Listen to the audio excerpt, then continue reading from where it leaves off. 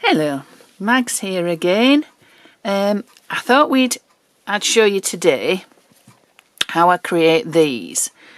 It's a type of rope, twine, whatever, made out of baby wipes. I keep all my painty, inky baby wipes, dry them out and then use them for all sorts of things, but quite often to create this type of rope. There's all different colours. That's a nice pale aqua one. There's some quite pale ones if they haven't got much paint on. Sort of pinks, darker pinks. A nice thick rusty one.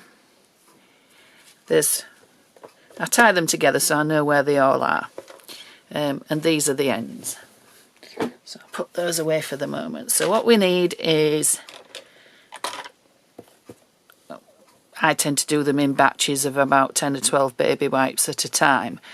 There's different brands of baby wipes, obviously. I tend to get mine from Aldi's, but you can use any. They're all more or less similar. Some are more stretchy when they're dried than others. But basically you want your baby wipe, you want to pull it out. It'll only stretch one way. If you try and stretch it that way, it won't. If you pull it, it'll stretch quite a long way to be more of an oblong shape rather than square. Then we need to cut it in half along the middle. Don't have to be perfect.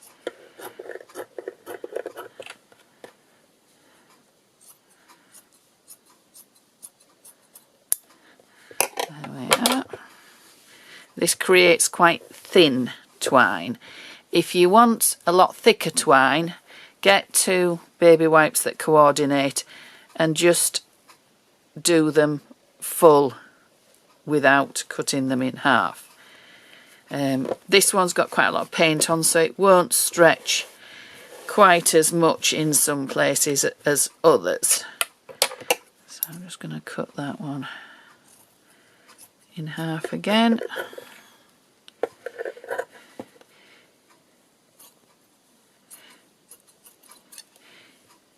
You can go really thin and go in half again.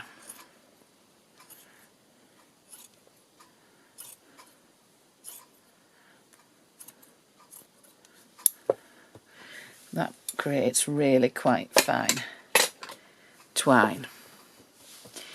But I'll work with this one to set off with, then I'll do that one and show you how fine that is. So if you've got your 2 lengths of baby wipe, pull them out again. Be a little gentle because they can break, they can pull apart, but you'll get used to how much you can pull them before they actually break.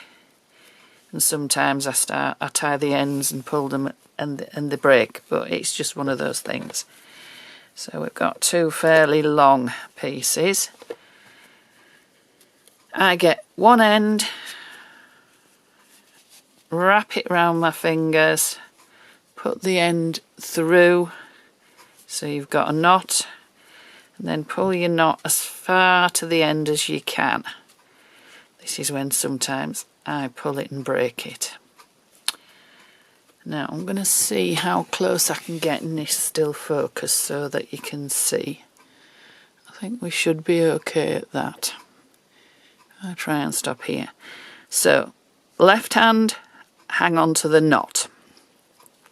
Your right hand, the top baby wipe, you're going to twist it away.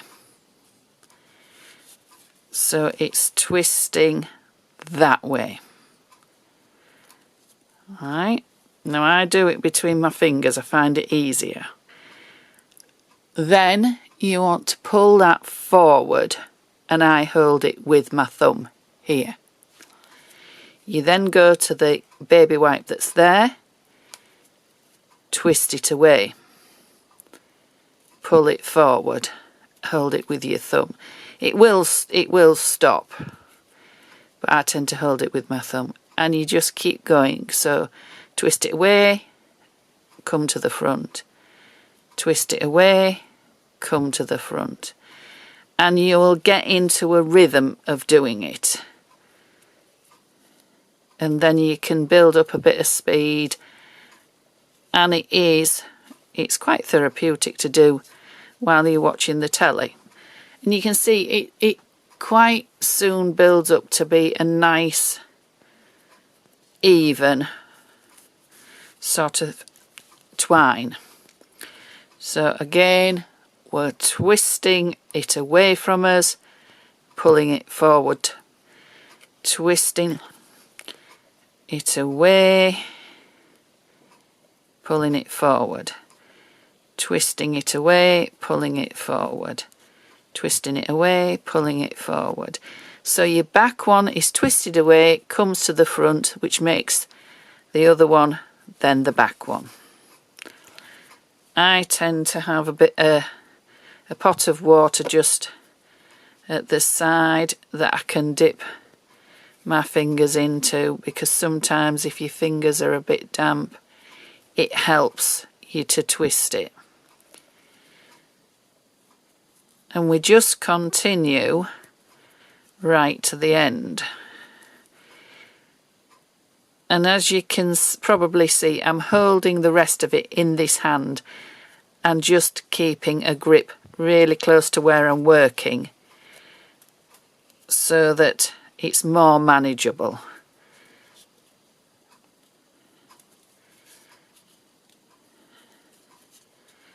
We just keep going. You probably can't see for my thumb. It's a bit difficult to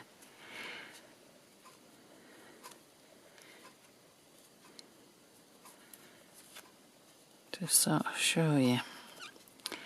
But hopefully you'll get the idea that you always twist it away from you, but then pull it forward. Twist away, pull it forward. Twist away, pull it forward.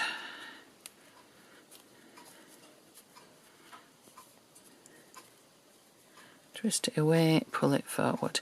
And you'll get to the end here. That's got a little bit fatter there. And then I just put another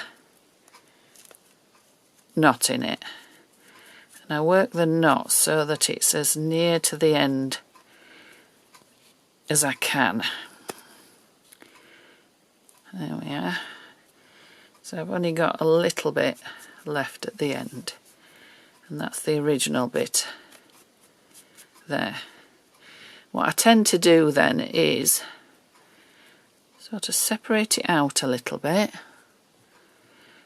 and then just pull,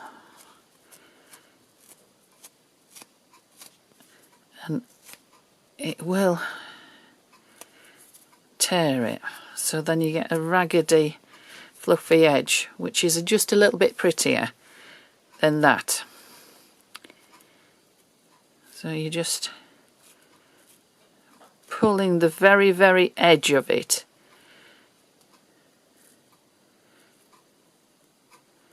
And then it sort of tears on its own. That looks quite pretty.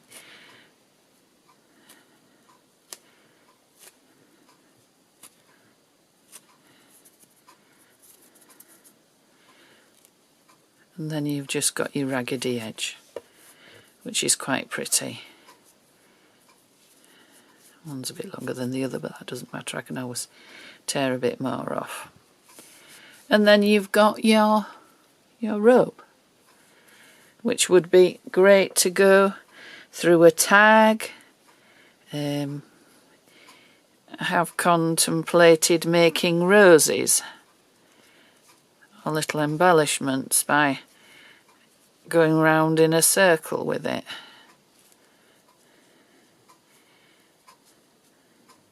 Like that. But basically you can use it for whatever you want, and it's incredibly strong now. Before it was quite weak. Now you would struggle to break it. It's incredibly strong. So what I'll do is I'll do this one, which is 2 strips of the half baby wipe. So we'd cut it in half and then we'd done the 2 strips. I'll do that and then I'll show you how thin that one is. Right, so here we are. This is the original one where I just split the baby wipe into 2. This is the next one where I split the baby wipe into 4 and used 2 of them. And this is the last one where I actually split it into 8 and used 2 of them. So that's really quite fine, as you can see. You can see how, if I lay it on that ruler, how thin it is. It's probably about, let's have a look, 3 millimeters. That one is probably 5 millimeters, and that one is probably about 6 or 7 millimeters. So there's quite a lot of difference in the width.